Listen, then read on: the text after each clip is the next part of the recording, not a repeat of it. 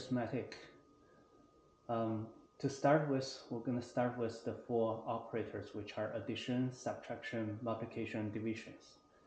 And we can refresh our mind with some basic concepts, like, for example, the numbers lying on the number line.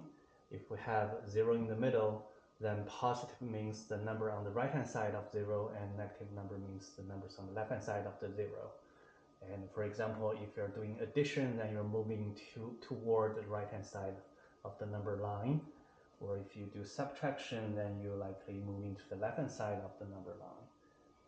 And then when we say integer numbers are the numbers 1, 2, 3, 4, then including 0, including negative integers, -1, -2, -3, and go on. Right? Those are the integers. And then later in the class, you will learn what are the decimals, what are fractions. So basically, those are the basic concept of the numbers. So now, if we start from the addition, we're going to review two basic concepts of additions. So the first one is that addition is commutative. Is commutative. So this simply means that if we have two numbers, A and B, actually those two numbers can be any number. They don't have to be integers only, they can be any numbers in fact. So if assume we have two numbers A and B, we can tell that A plus B can be also written as B plus A, and these two terms are equivalent to each other. So this is quite intuitive, right? For example, if I have two numbers, say 2 plus 8, which equals to 10. So of course, if I'm writing it in the other way, that A plus 2 also equals to 10, right? So this is the commutative of addition. And the second important concept is that addition is also associative. This means if I have three numbers, A, B, and C, if I'm writing A plus B first, and then plus C, this equivalents to if I'm adding B and C first, and then adding A. Right, so basically I can change the sequence of the addition by either choose to add A and B first or add B and C first. And this should be equivalent. So for example, if I'm writing 2 plus 6 and plus 3, this should be, like, remember that the sequence of operatings, we should always operate the terms that inside the brackets. So 2 plus 6 is 8, then plus 3, which is 11. Now, if I decide to say I want to do the addition of 6 and 3 first, does that give you the same results? And yes, because of addition is associative. So this equals 2 plus, now I'm doing this operation inside the brackets first. It's 2 plus 9, which is also equal to 11. So that's the second property of the addition. Now, why we want to learn those properties and when can we apply these properties? So this will help you to simplify your additions in some scenarios. So let's take a look at one example, then you would better understanding how and why. So for example,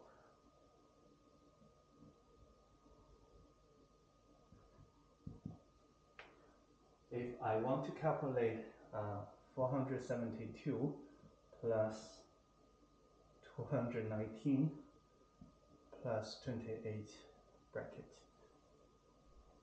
So when you see this addition, like of course you can operating the addition within the bracket first. Well, you probably need a scratch paper by the side, or you can use your calculator. And then once you have the number within the bracket calculated, then you can further add the number that outside brackets, right? So this is the regular way. You will spend some time, but you will get it, right? However, if we learn and if we are capable of using these two properties of the commutative and associative, you can see that there's two numbers might ring a bell to you, that the number 2 and number 8 will add up to 10, so that would make your outcome as a multiple of 10s, which potentially will simplify your process. So for example, how can I, again, intuitively, later you can do this right away, but let's strictly follow those two properties. So first of all, step 1, because addition is commutative, that allows me to exchange the position of these two numbers. So my expression equals 472 plus, now I move this number to the first position, and then plus 119. Okay, now these two numbers are next to each other. So what allows me to then add them first is because of the associative rule from addition. So addition is associative. So this means that my expression is further equals to 472. I choose to plus these two numbers first, and then plus 219. Right, so I'm shifting the brackets to the first two numbers first. And then here, well, you may still use a calculator, but I can directly see that 72 plus 28 is 100. Right? So then 472 plus 28, it's a rounded number. It's a multiple of 10, multiple of hundreds. So it's 500 plus 219, and eventually it's equal to 719. Right? So up to here, I don't need to use a calculator, or I don't need a very complicated, I don't even need a scratch paper, right? It's just because I can get a rounded number, which is a multiple of 10, multiple of hundreds, which significantly simplify the process. So this is one very simple example that how do we utilize these two properties to simplify our work. Okay, so after seeing these two interesting properties, the next thing we're gonna see is the number of 0.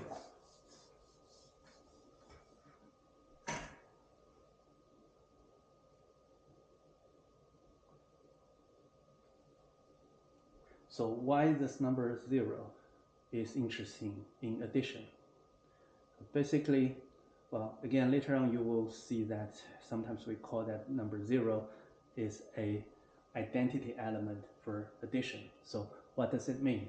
For any number a,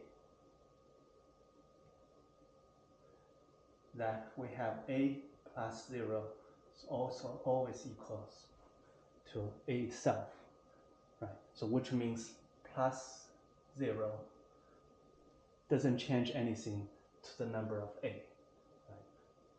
So this a can be any number, any integer, any positive number, negative number, fraction, decimal. It's always true in terms of the addition operator. And for any number that has this property, in fact, within addition, 0 is the only number that can satisfy this condition. And we call that 0 is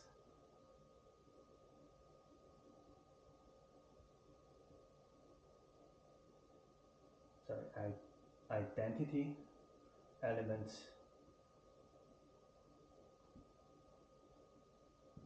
for addition.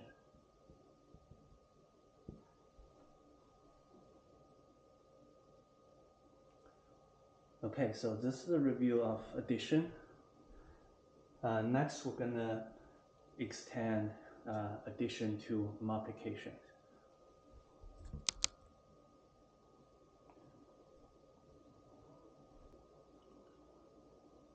So we have just reviewed the additions.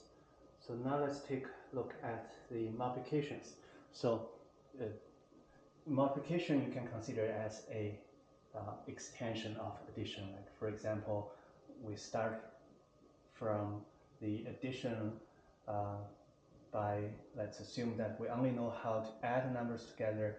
Then if I'm repeatedly adding the same number, well, I can take them step by step. And eventually I will get my answer by adding them together. Right?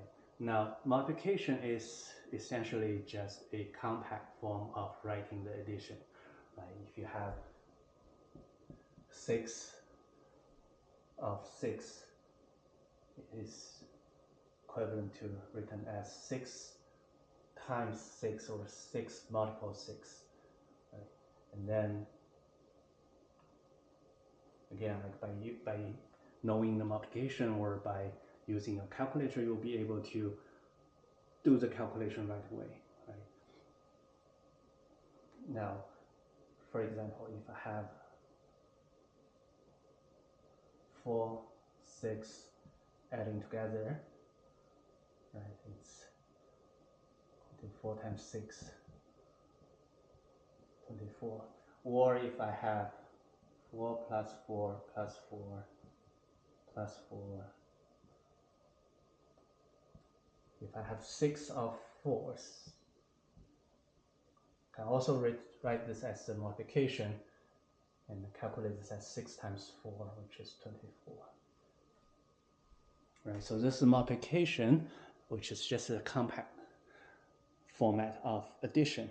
Now, because it is a compact form of addition, that means some of the properties that we just learned from addition might also apply to multiplications. So for example, the first property, the multiplication is also commutative.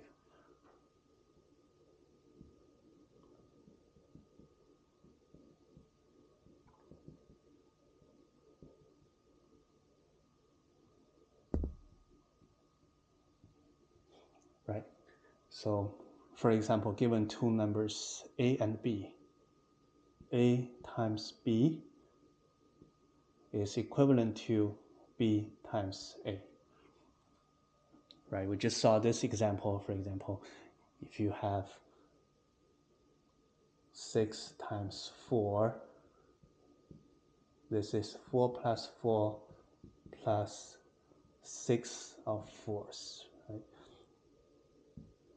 And if I have 4 times 6, 6 plus 6, 4 of 6. So they are equivalent to, or equals to 24. Right, so this is just an example that's showing that the multiplication is commutative. Then second property, multiplication is also associative.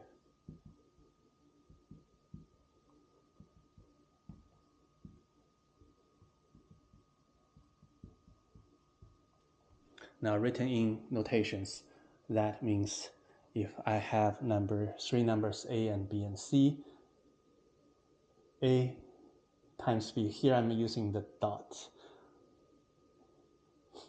as a notation of multiplication. So you can either write as A times B or A dot B, or sometimes A, B, those are all equivalent to the multiplication operator. So if I have A times B inside the brackets, then times C, this equivalent to, if I decide to do the multiplication between B and C first, I would put B and C in the bracket, then multiplying A. So for example, if I have 2 times 3 times 4, here I'm using this multiplication instead of a dot, because sometimes if you're using dot between numbers, you may make a mistake to as a decimal number, so do not mix this with a decimal number, so it's better to use the cross symbol. So 2 times 3 inside brackets is 6, and then 6 times 4, 24. Now how about associative? If I choose to do the multiplication of the last 2 items first, put them into the bracket first, and then 3 times 4 is 12. Eventually it's equal to 24. Right, so this is a simple example showing that multiplication is associative. So now again recall that we learned that there is a special number in addition that is an identity element. Remember that we have A plus 0 is also always equal to A. Do we have such identity in multiplication? Like again, because multiplication is it's quite similar to addition, right? So yes, we do have such identity elements in multiplication, but it is not 0 anymore. It is the number of 1. So for any number A, we always have A times 1 is always equal to 1, right? So which means multiplying by 1 does not change the number of A itself for any number of A. So that we call that 1 is an identity element of multiplication.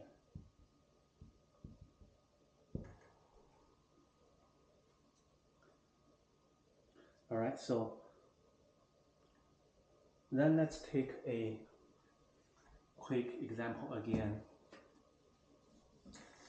to see how and why we want to use these two properties of multiplication. Like again, you would intuitively thinking that this should be similar to how we utilize the addition property of the additions to simplify our question. And yes, this can be also used in multiplication questions and to simplify by looking for rounded numbers or by looking for multiple of tens or hundreds.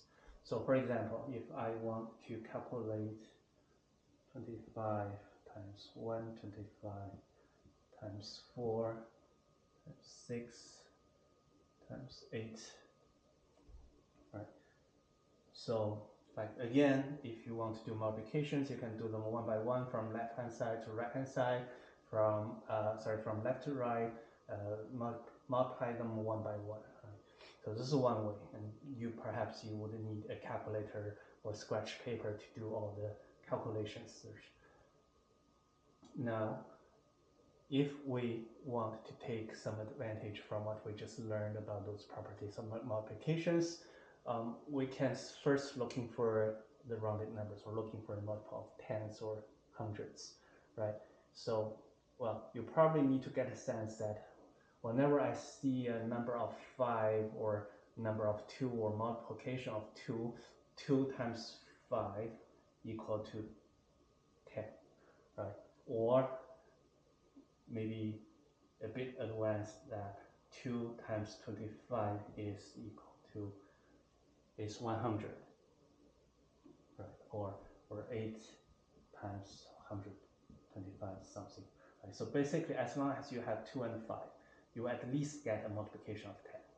Right? And furthermore, if you have 4 and 25s, you would get a multiplication of hundreds.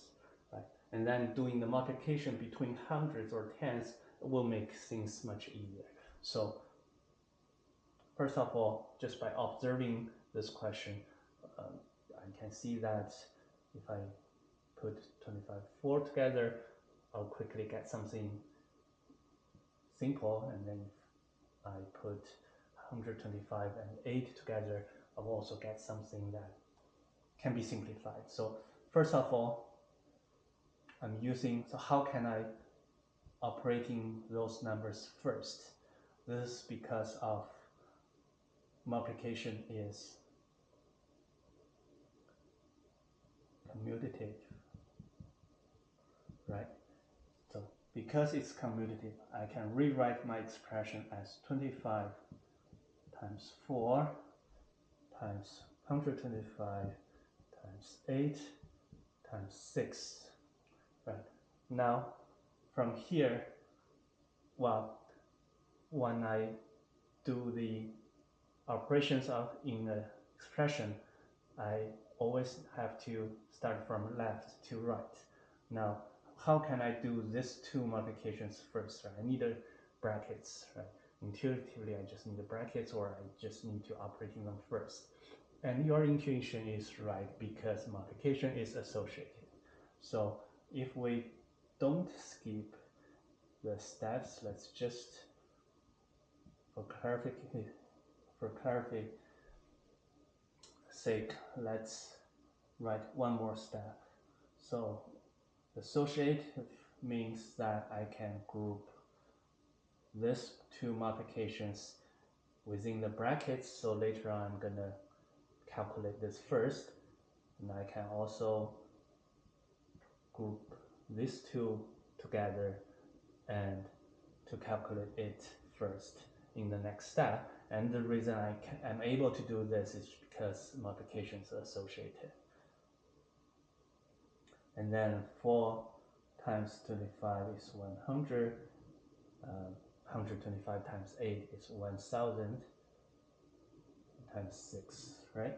So, well, then it's just how many zeros you have? 5 zeros you have. So it's 600,000, basically 6 with 5 zeros, because you're multiplying 100 with 2 zeros and multiplying 1000 with 3 zeros. Right, so this is an example of how you can simplify your works by knowing the properties of those multiplications. After reviewing the multiplications, we can now take a look at the order of operations. Basically, if you have a complicated expressions, you have multiple different operators within this expression, you have to follow a certain sequence or certain order to do the calculation. Otherwise, you would get your results, your answer wrong. So basically, you have to follow this order. Like, first of all, you must do any expressions that within a bracket or inside brackets. So brackets has the highest priority. You need to finish the calculations within the bracket first. And then the second, you would, for example, if you have a number 3 plus 5 inside brackets, you have other numbers or operations outside, you need to take this addition first. Right? So the second, then we need to observe that if there's any powers. Well, if you haven't learned power, you will learn in next lesson, in the future lessons. But if you see the powers, you would need to calculate the power first. For example, if I have 3 times 4 to the power of 2 times or plus 5, you don't do the multiplication or addition first. You have to do this power calculation first. So that's the second step. So you should first write this as 4 to the 4th square of 4, which is 16 plus 5. Right? Then after doing the brackets and powers, then the third step is to take the multiplications and divisions from left to right. So for example, if you have 3 plus 4 times 6 divided by 2 and plus 1, then I need to skip the plus or minus first. I need to focus on the addition and multiplication and division first. And then I need to operate this from left to right. So I need to take the multiplication of 5 and 6 first, and then take the division of 30 and 2, which is 15. So then I would need to write it as 3 plus 15 plus 1, and then continue the operations, right? So then number 4 is that after finish all the brackets, powers, and multiplication divisions, then the last step is to finish the operations of addition and subtraction, again from left to right. So then this would be 3 plus 15, which is 18, plus 1, which is 19. Right. So this is the orders of operations that you must follow, and you must observe your expression, always observe your expression before you start doing the calculation. Now, by knowing this, in the next step, we're gonna take a look at a couple helpful or interesting formulas to help you simplify the operations in some manner. Like for example, multiplication distributes over addition. Like what happens if I have a number A multiplies B plus C. Now for some reason, if I don't like this addition, don't like to do the addition first, I'd like to perform the multiplication first, I can actually kind of open this brackets by distributes this multiplication to the or over the addition. So it's called multiplication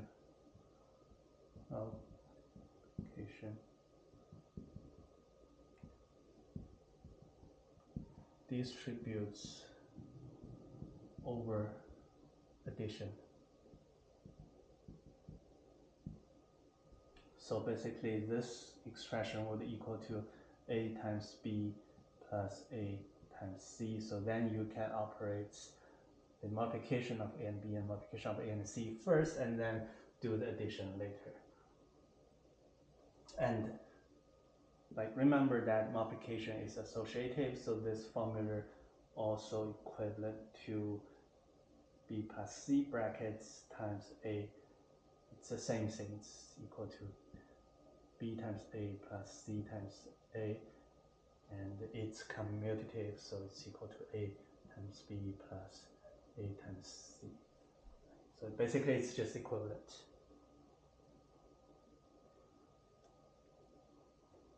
And then having this formula from left hand side to right hand side, this is equal signs, which means you can also derive it from right hand side to left hand side in the reversed way. So the reversed way, later on we're usually going to call it factorization, or factor out a common factor. So for example, instead, if I'm starting with an expression of A times B plus A times C, we'll see some examples later, depends on the actual question or numbers, but for some reason I can, if this helps to simplify, then I can factor out this common factor first before I doing the multiplication. So I can write this as A times B plus C. So in this way, I can choose to do the addition first and then take the multiplication. So basically this formula from left hand side to right hand side, or it can be reversed from right hand side to left hand side. In either way that you can choose to decide to use it in the way that you like to simplify your question. So for example, let's take a look at a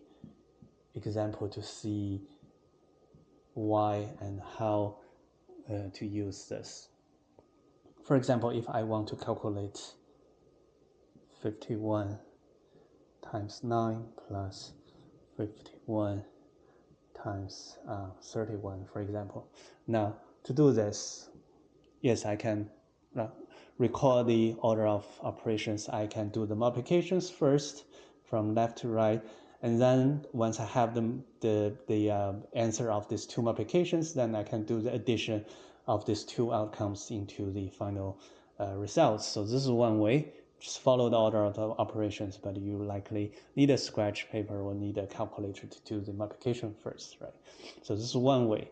Now, let's see how we can take advantage of what we have been learned so far. Like, for example, the number 9, well, you will see that there's the same number on the left-hand side of multiplication, which is 51. This is also 51.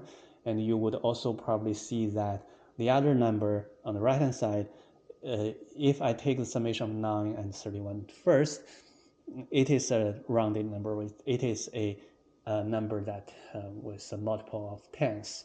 So now,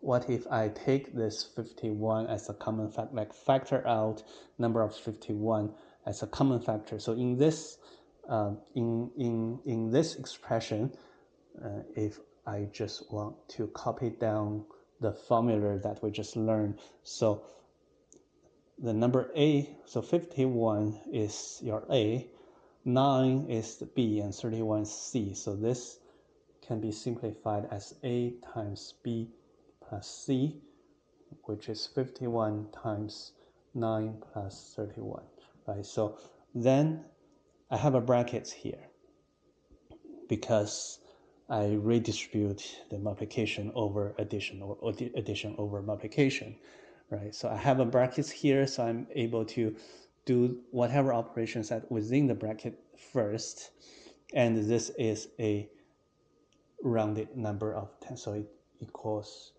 51 times 40. And then my last step is I still need to do the multiplication, but it's much simpler. It's just 51 times 4 with one addition 0. So it's 5 by 4 is 20, 24, 0. Right, so in this way, I can simplify. Well, you still need to do some sort of additions and multiplications, but it simplifies your steps by finding the rounded numbers, or by finding the multiple of tens.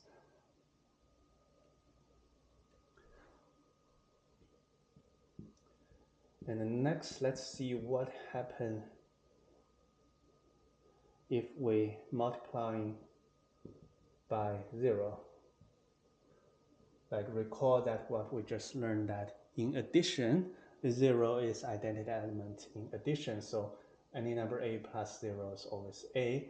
And then we know that in multiplication, this identity change to be 1. So A times 1, A multiple 1 is also always equal to A itself, right? So this is the number 1 in multiplication. Now what happens if I multiply 0? So A multiplied 0 is always equal to 0. So that's a special property of multiplying by 0. Or I can also write in this form, that 0 multiple any number A is also equal to 0.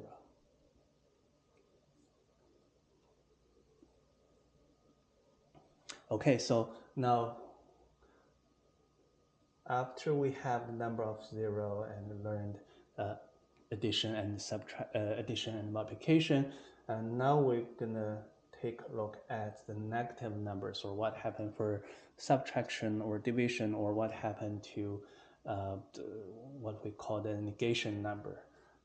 So again, if we start from the number axis, if you do addition, you're moving to the right hand side on the number axis. For example, if I have 0 plus 2, I'm moving from here 2 steps over here, right? G equals to 2. And then if I do subtraction, 2 minus 2, which means I starting from the number 2, I move 2 steps backwards and back to 0, right?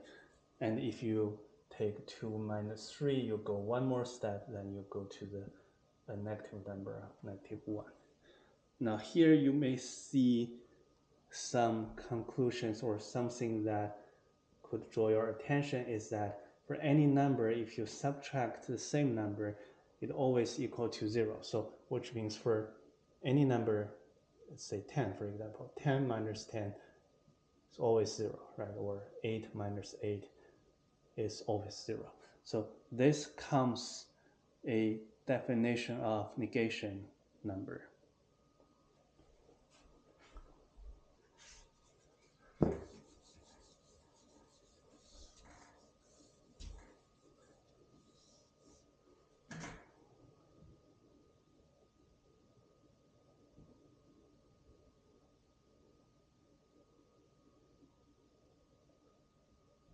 So the negation number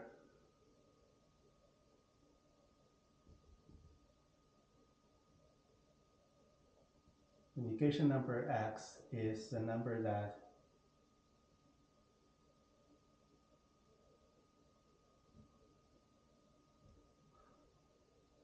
to have negative x plus x equal to 0.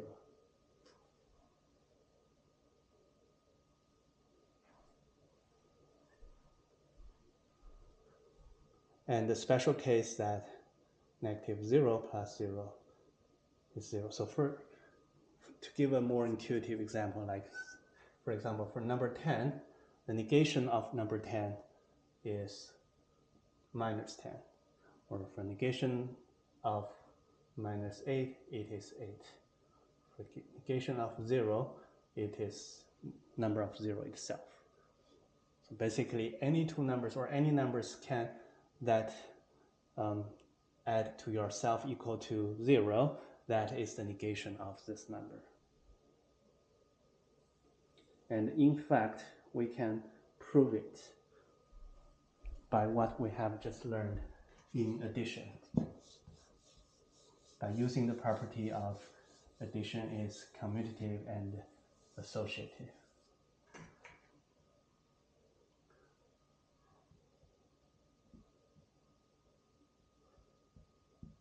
For example, can I prove it? Can I prove that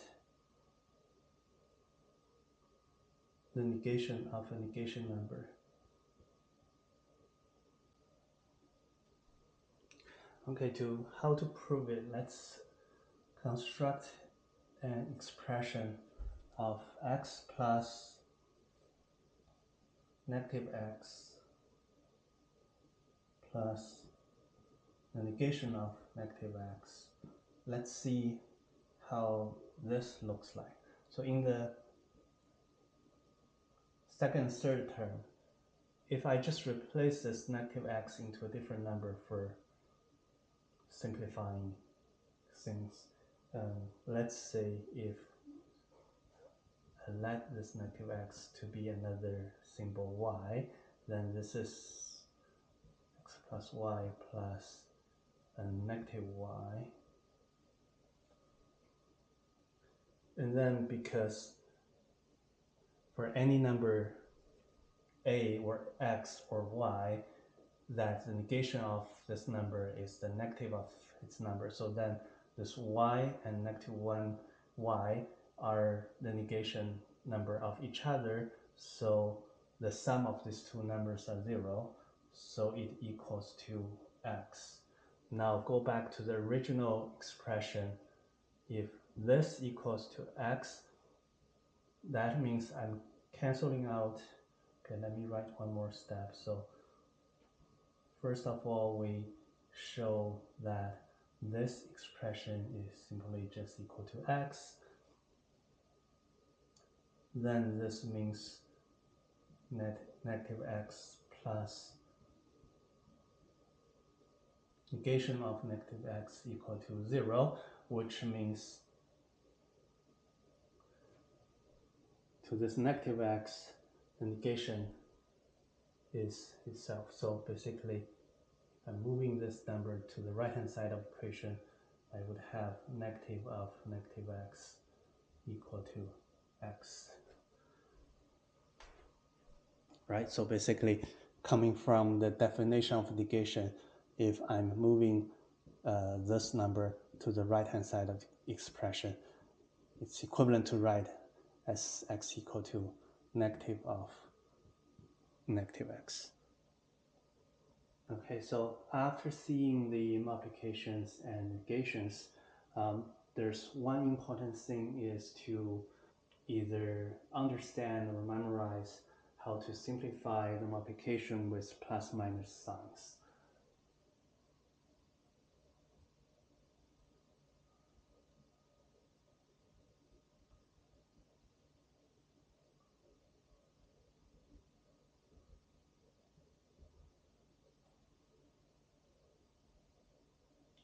Or in other words, how to deal with your plus minus signs when you're multiplying between positive number and negative numbers, or what happens if you have a mix of positive and negative numbers.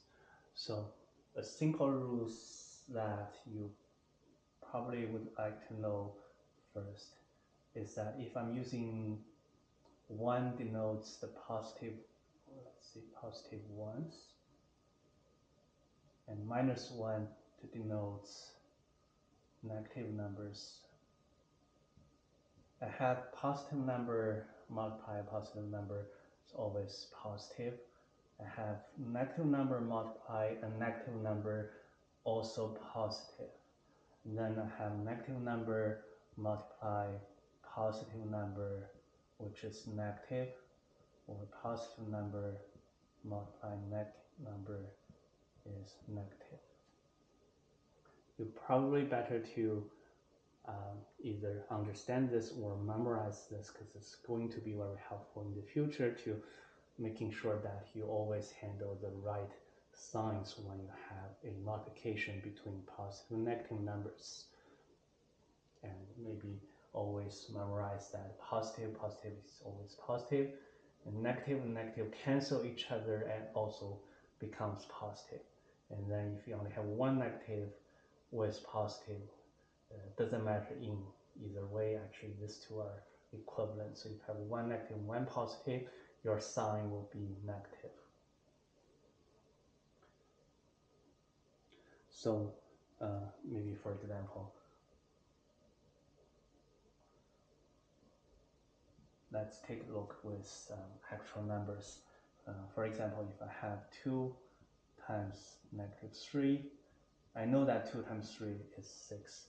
And then the sign, because I have a positive number multiplying a negative number, so my sign should be negative, so it's -6. Right. Or if I have -2 multiply 3. Again, I know 2 times 3 is 6. The sign becomes a negative number multiplying a positive number. It's the third case over here. The sign should still be negative, so it's -6. Okay. Then if I have a maybe a bit more complicated case, if I have -2 times -3. Well, if I have -2 times -3, I have 2 negative numbers, they sort of cancel each other, becomes a positive number, so it's equal to positive of 6. And what if I have more than 2 terms? I have -2 times -3, maybe times -4. Let's do, or I will show you an easier way, but let's do this step by step first. So first of all, you have 2 negative numbers multiplying each other. They cancel out, becomes positive, so it's +6. But we're not done yet. We have one more item over here. It's further multiplying a -4. Now you have a positive number multiplying a negative number, so the sign becomes -24. So eventually the outcome is a negative number. So this is one way. The other way is that you can or probably find the pattern that you can count how many negative signs you have in one expression. And if it is even number of negative sign, it will always collapse to a positive number. Like for example, -1 times -1 is 1, or I know this is 1, and I know if I have another pair of -1, it's also 1, so it's always +1. So if I have even number of negative sign, the product, the multiplication of them are still positive. And if I have odd number of negative sign,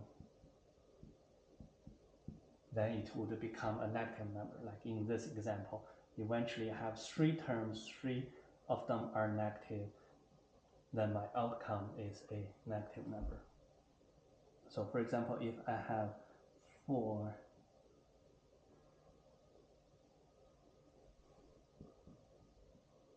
maybe multiplied by -1.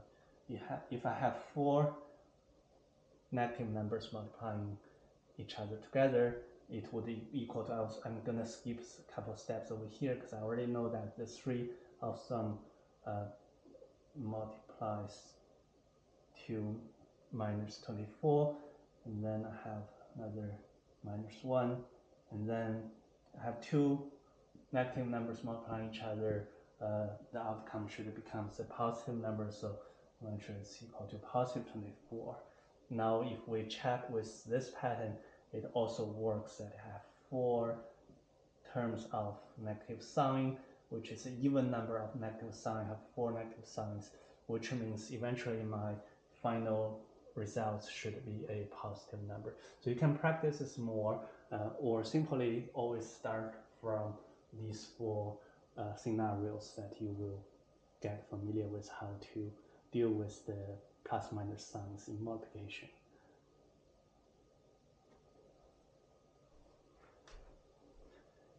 And then for multiplication distributes over subtraction, like again, this will be the last formula we're gonna review in this lesson. Like recall that for addition and multiplication, we have